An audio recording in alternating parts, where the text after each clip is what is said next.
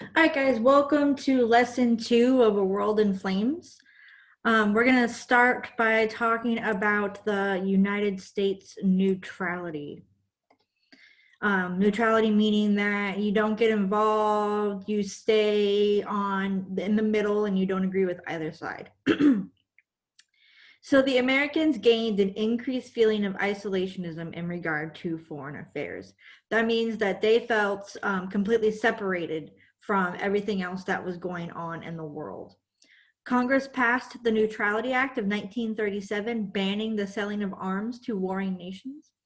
And Roosevelt supported increased trade between nations or internationalism. So he was at a little bit of a discrepancy with the rest of the United States.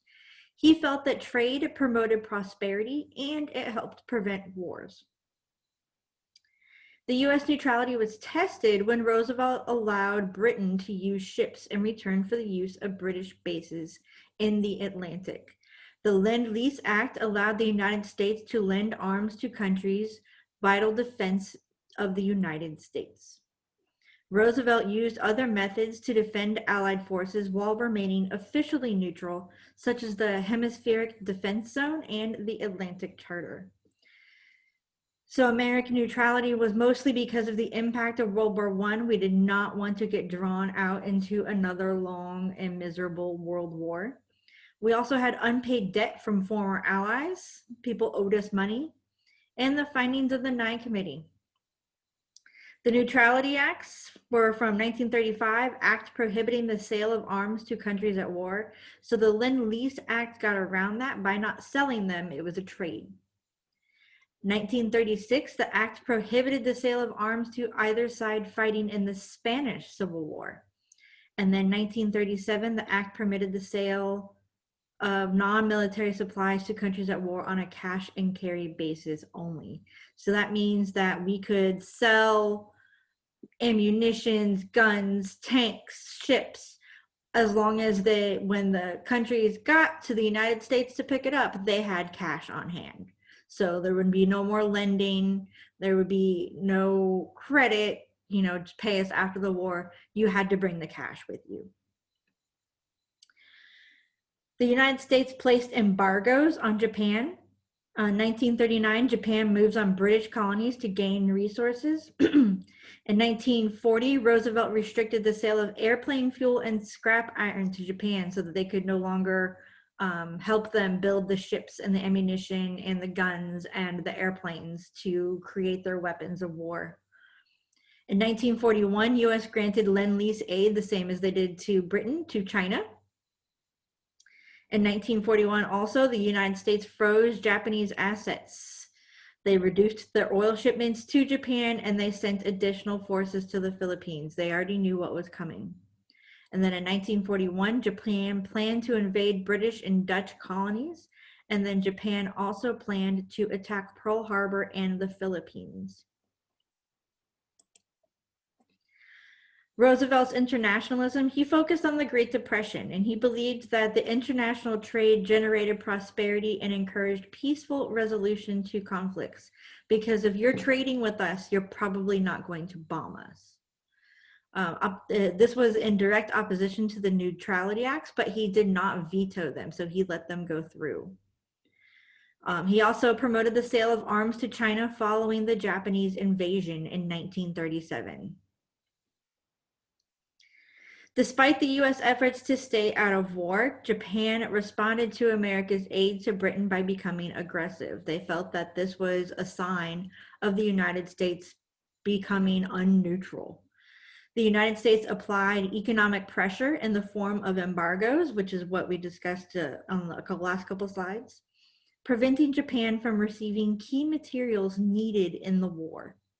On December 7th, 1941, Japanese warplanes attacked the U.S. military base at Pearl Harbor in Hawaii, and then the next day, Congress declared war on Japan and entered into World War II. And when he asked for the Congress to declare war, because remember, the president can't take us to war. He has to ask Congress to vote for war. So when he asked Congress if they could sign a declaration for war, we had 82 senators that said yes, and 388 representatives in the House of Representatives say yes. Only one person was against going to war. And so now I'm going to show you. So this is original Pearl Harbor news footage from the day that the ships were attacked.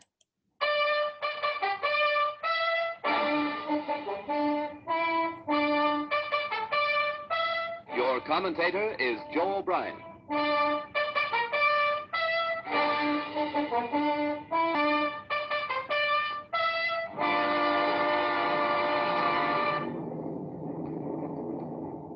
Here is the motion picture record released by the United States Navy of the havoc wrought by the Japs' sneak sky and sea raid on Pearl Harbor, America's mid-Pacific naval bastion.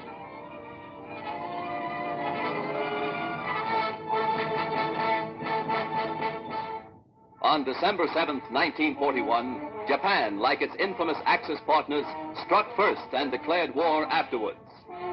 Costly to our Navy was the loss of war vessels, airplanes, and equipment, but more costly to Japan was the effectiveness of its foul attack in immediately unifying America in its determination to fight and win the war thrust upon it, and to win the peace that will follow. The Japs copied their German masters in striking hard at airfields.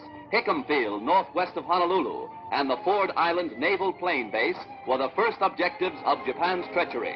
Scores of planes were bruised and battered by the Japs' aerial bombs. Many of these were demolished beyond repair. Direct hits were scored on hangars, and these were badly shattered. Equipment and airplane supplies were reduced to smoldering ruins. Here at the Naval Air Station is grim and positive evidence of Jap treachery. Here foul blows were struck, while Jap diplomats were talking peace in Washington. America lost 3 destroyers. Here are seen the United States destroyers Downs and Shaw as they rest on the bottom of Pearl Harbor with decks awash after Jap bombers make direct hits on their decks. First to feel the sting of Japanese steel are the USS Oklahoma and Utah, the latter a 33-year-old target ship. Accurate hits by the enemy bombers make short work of these 2 naval bulwarks. Now, with their keels practically out of water, they lie helpless wrecks and a sad reminder of cowardly strategy. To make possible a surprise attack within Pearl Harbor, the Japs built 2-man submarines to enable them to fire sneak blows within waters that are narrow and tortuous. Several of these surprise weapons were blown from the water by direct hits of our naval gunners. Others were beached and captured.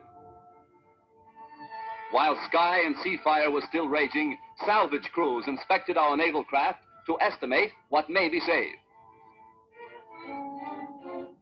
Before the din of bursting bombs had been silenced, preparations were underway to salvage these 2 warships.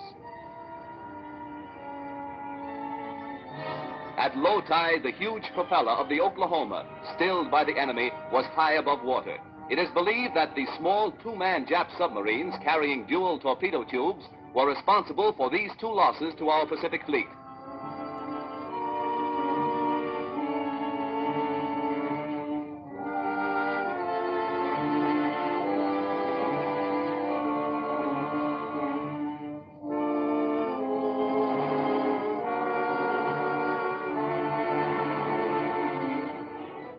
Here is the actual bombing of the mighty USS Arizona by Jap planes.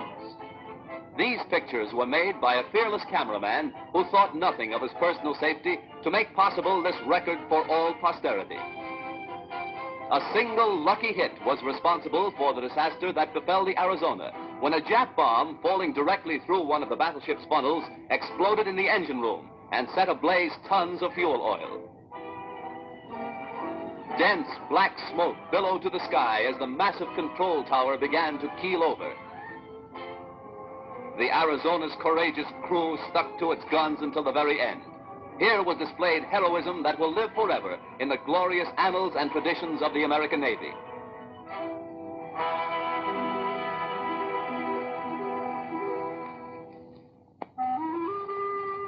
The once mighty Arizona now rests on Pearl Harbor's muddy bottom, a pitiful relic of its former self, a grim monument to the treachery of Japan. The once mighty dreadnought's armor plate is twisted and torn, but the great battleship's control tower still stands, a defiant beacon that in days to come will cast its shadow upon Nippon's very shores. At Pearl Harbor, at Hickam Field, in the bomb-pocked streets of Honolulu, ever is written history. History with a tragic, treacherous pen. History that 130 million Americans will never forget. And in days to come, the Japs, too, will remember Pearl Harbor.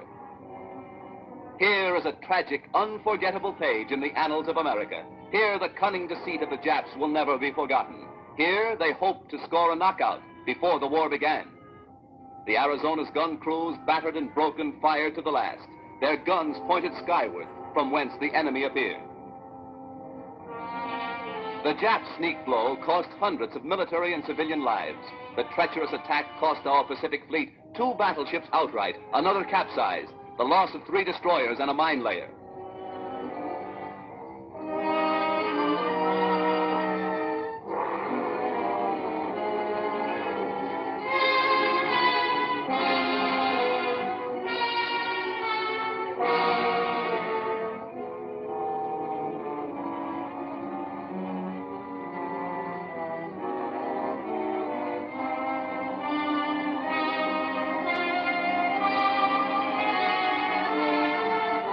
While bombs were still bursting and flames still pouring from our shattered naval craft, a light United States cruiser valiantly moves out to join the fleet and avenge Pearl Harbor.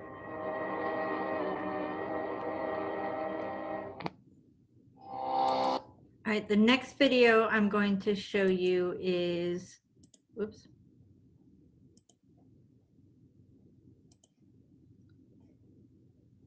Hold on.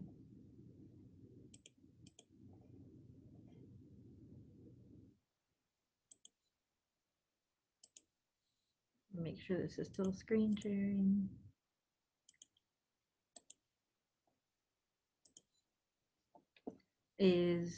This is President Roosevelt requesting a declaration of war on Japan.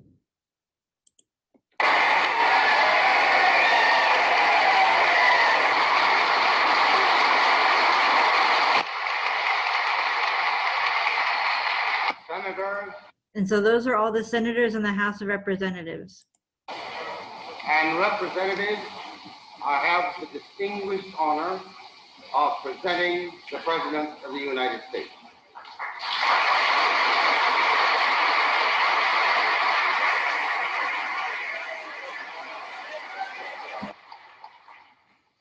Mr. Vice President, Mr. Speaker, members of the Senate, of the House of Representatives,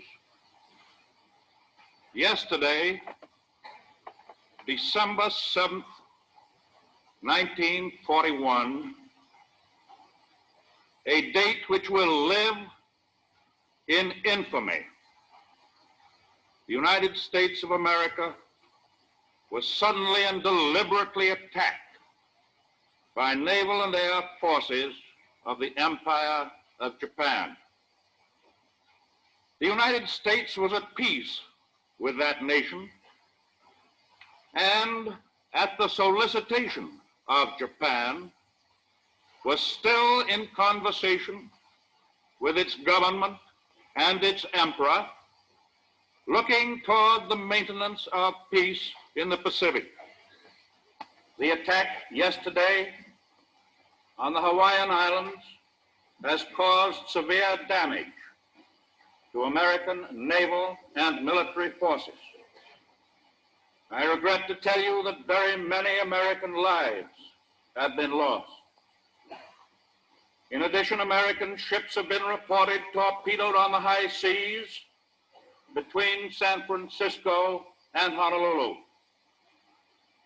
As Commander-in-Chief of the Army and Navy, I have directed that all measures be taken for our defense, but always will our whole nation remember the character of the onslaught against us.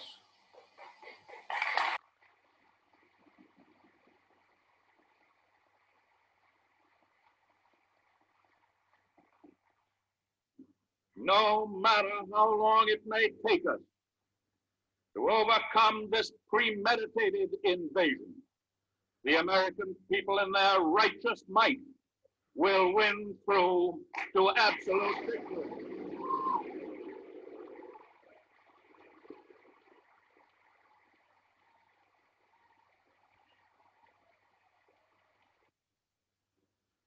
I believe that I interpret the will of the Congress and of the people when I assert that we will not only defend ourselves to the uttermost, but will make it very certain that this form of treachery shall never again endanger us.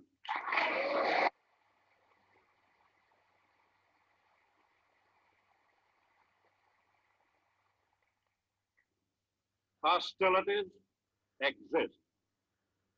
There is no blinking at the fact that our people, our territory, and our interests are in grave danger. With confidence in our armed forces, with the unbounding determination of our people, we will gain the inevitable triumph, so help us God.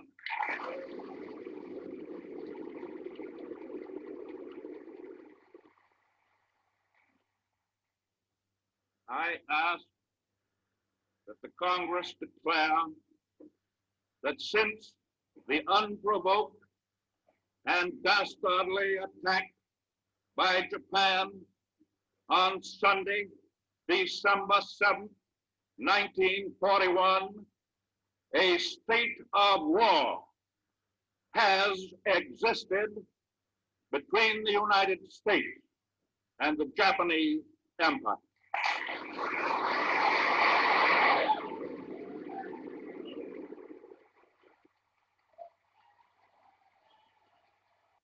There's a terrible curse that plagues guitar. Right. So continuing on. Hold on. So here's a photo from the Japanese attack on Pearl Harbor. The Japanese attack on Pearl Harbor killed more than 2,300 Americans and left over 1,000 more wounded. Over 180 aircraft, several battleships, and many other vessels were completely destroyed.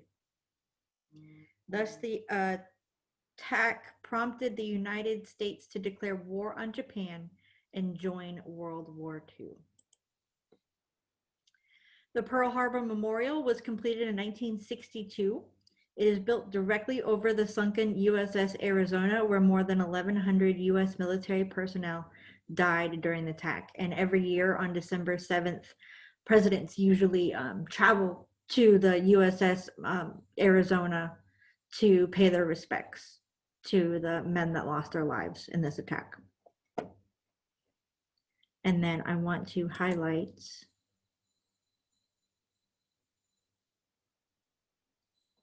Dory Miller. So this is Dory Miller. He was born on a farm in Waco, Texas. Doris Miller was a strong athlete and played fullback on his high school football team.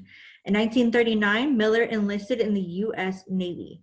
After completing training in Virginia, Miller was assigned to the USS Pyro, USS meaning United States submarine, and then the USS West Virginia.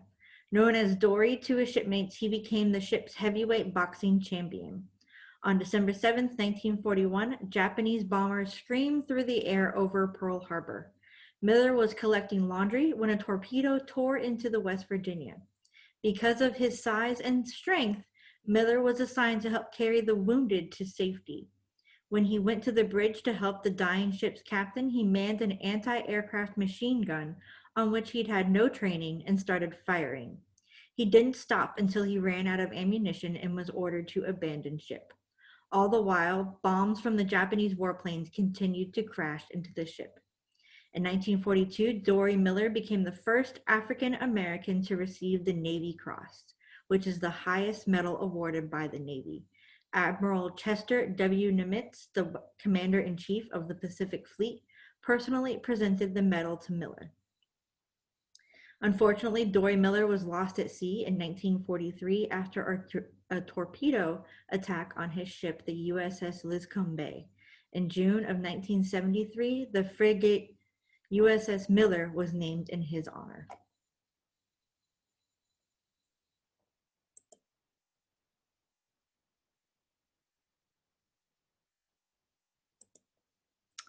So now let's do a little activity, internationalism versus isolationism.